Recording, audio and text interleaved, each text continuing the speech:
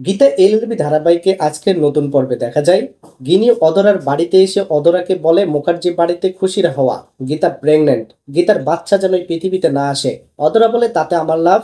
গিনি বলে লাভ আছে, গীতা যতদিন ওই পড়শি লাহিড়ীর পরিচারিকা মিনু হত্যার অপরাধীদের শাস্তি না দিতে পারছে ততদিন গীতা শান্তি পাবে না, ও ওই অবস্থায় কোর্টে যাবে। তখন গিনি অধরাকে তাদের প্ল্যান সাজিয়ে দেয়। যেদিন গীতা কোর্টে যাবে সেদিন কোনো গাড়ি দিয়ে ধাক্কা অথবা কাউকে দিয়ে আততায়ী হামলা করে এই ঘটনা ঘটাতেই তো পারেন, যাতে ওর সন্তান পৃথিবীতে না আসে। তখন অধরা সন্দেহ করলে গিনি বলে আপনার এটা নিয়ে ভাবতে হবে না, যা বলছি সেটা করুন।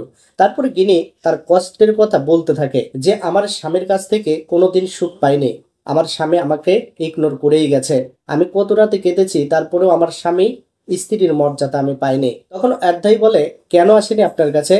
তখন গিনি বলে কারণ আমার স্বামীর মনে গীতা আছে। এটা শুনে সবাই অবাক হয়ে যায়। তারপর গিনি তার জীবনে ঘটে যাওয়া সমস্ত ঘটনা খুলে বলে, আর গিনি চলে যাওয়ার আগেই বলে যান গীতা কোর্টে যাবে, আপনি কিভাবে কাজ করবেন এটা আপনার দায়িত্ব। আমি চাই গীতার বেবি যেন এই পৃথিবীতে না আসে। এদিকে গীতা কোর্টে লড়ার জন্য যেতে চাইলে সবাই গীতাকে যেতে বারণ করে। অঙ্কিত বলে গীতা বৌদি কোর্টে আপনার না যাওয়াই ভালো, আপনার তো শত্রুর অভাব নেই। কিন্তু গীতার এক কথা, সে কোর্টে যাবে আর এই কেসেই লড়বে। তখন অগ্নিজিৎ খাবার টেবিল থেকে রাগ করে উঠলে গীতা জোর করে অগ্নিজিৎ মুখার্জিকে খাইয়ে দেয় আর গীতা কোর্টে যেতে চায়। অগ্নিজিৎ বলে ঠিক আছে, তাহলে আমিও যাব তোমার সাথে, তোমার তো শত্রু কম নাই। বাহিরের শত্রুকে তো ঠিক করতে পারো, কিন্তু ঘরের শত্রু গিনিকে কিভাবে আটকাবে? এরপর পরের দিন গীতা কোর্টে যেতে রেডি হলে স্বস্তিক এসে গীতাকে বলে তুমি যেখানে যাবে সেখানে আমাকে পাবে। এই বলেই আদর করতে যাবে, তখনই অগ্নিজিৎ সহ সবাই এসে বলে তুমি নাকি কোর্টে যাচ্ছ। এই নিয়ে অগ্নিজিৎ অনেক কথা বলতে থাকলে গীতা হাত জোর করে বলে বাবা আমি পাগল হয়ে যাব এইরকম করতে থাকলে।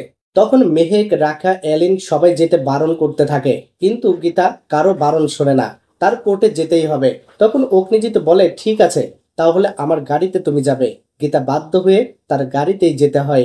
তাহলে বন্ধুরা কি হতে চলেছে আগামী পর্বে দেখতে চোখ রাখুন আমাদের চ্যানেলে আর ফেসবুক পেজে।